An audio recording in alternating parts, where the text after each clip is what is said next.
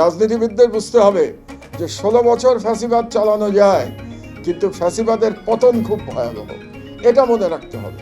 এটা 16 বছর, 15.5 বছর চালানো গেছে ফ্যাসিবাদ।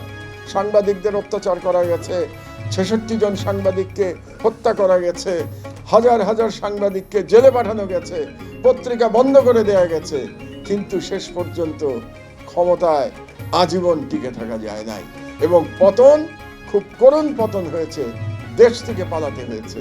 এটা যেন তারা ভুলে না যান যে ফ্যাসিবাদের পতন কিভাবে হতে পারে। ফ্যাসিবাদ যখন চেপে বসে তাদের মনে হয় সব কিছু তাদের কন্ট্রোলে আছে, এটাই কিন্তু আপনি দেখবেন গত সরকারের আমলে একেবারে পতনের সময় আমি জানি আমার অনেকের সাথেই যোগাযোগ হতো, তখন আমি বিদেশে ছিলাম আপনারা জানেন, যোগাযোগ হতো, তখনও তারা বলতেন না আপা সব কিছু ম্যানেজ করে ফেলবে। এই যে আপা সব কিছু ম্যানেজ করে ফেলবে, এই যে একটা প্রচারণা ছিল, এটাই হচ্ছে একটা ফ্যাসিস্ট প্রচারণা। তো আমরা চাই এরকম আপা বা এরকম দাদা বা এরকম ভাই যেন বাংলাদেশে আর কখনো না আসে যারা সব কিছু ম্যানেজ করে ফেলতে পারে।